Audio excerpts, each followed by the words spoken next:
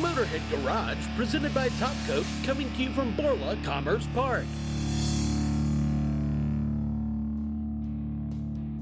This is Motorhead Garage presented by Top Coat.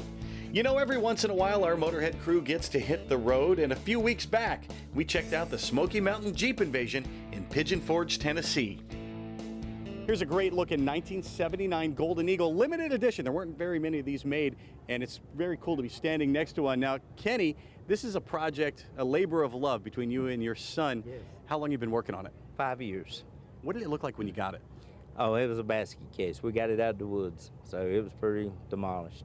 Now, what did you think when you first saw the condition it was in? I was surprised. I bought it sight unseen, really.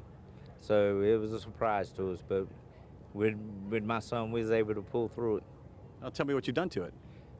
We totally redid the tub. The tub part of it was, the floors and all was totally gone away.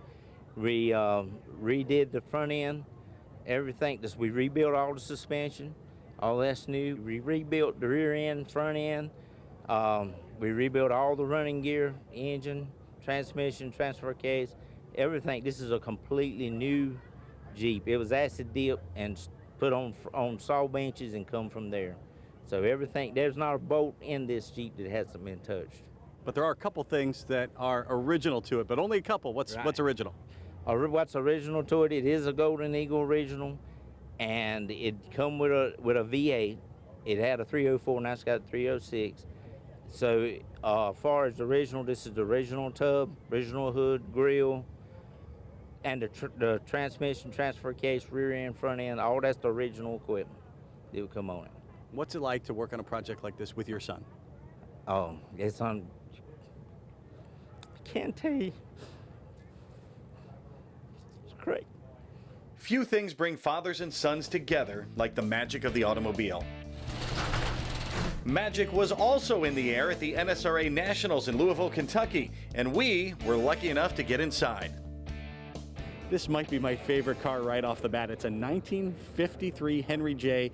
Cecil Taylor is the one that built this car. How did you find it? Well, my wife and I were at the LA Roadster Show 2 years ago, and we were walking down through the flea market. It was set all in primer, sitting on a trailer, no motor, no tranny. And she says, I like that little car. Walked for a while. She says, if I had that little car, I'd drive it every day. The body was in really good shape, so we didn't have to do a whole lot of body work, but doing the mechanical and getting the interior done and actually doing the body work, it took a few months, not a long time. What grabs you about the Henry J? It's just a stylish little car. I mean, the Henry J just has some really nice body lines, and you don't see them every day, so it made it more interesting for me and my wife. What are some of the things that the two of you added to give this thing a little more style? The previous owner had Frenched the headlights and did away with the door handles, and it all really made it look kind of attractive, so I just left it the way it was.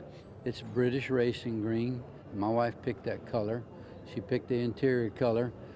We put a brand new crate motor, the 350 cubic inch small block, 700R transmission, TCI independent front suspension, and a 9-inch Ford rear.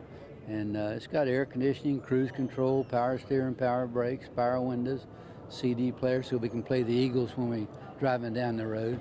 All just good, comfortable stuff. So she can make this a daily driver, right? That's exactly why she wanted. She says, we got some nice cars at home already, but the ones we have, you can't drive in the rain, you can't leave at a mall. She said, if I had that, I could drive it every day. I said, that's fine. I've seen Henry J's before, but I honestly don't know that much about them, and I bet you some of the folks at home don't know either. What's the story behind this car? They were built by the Kaiser Company. I'm sure everybody recognizes that name, Henry J. Kaiser. This particular one is called a Corsair Deluxe, and there's a couple things that made it a Deluxe. Has a glove box door, and it has a dome light, and that made it a Deluxe is what I understand.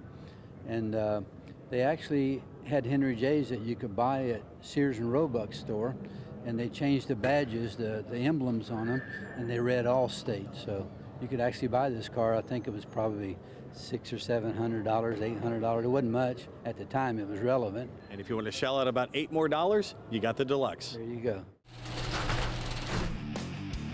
Do not go anywhere. Don't touch that dial. Don't touch that mobile device or that iPad or whatever you're watching the show on.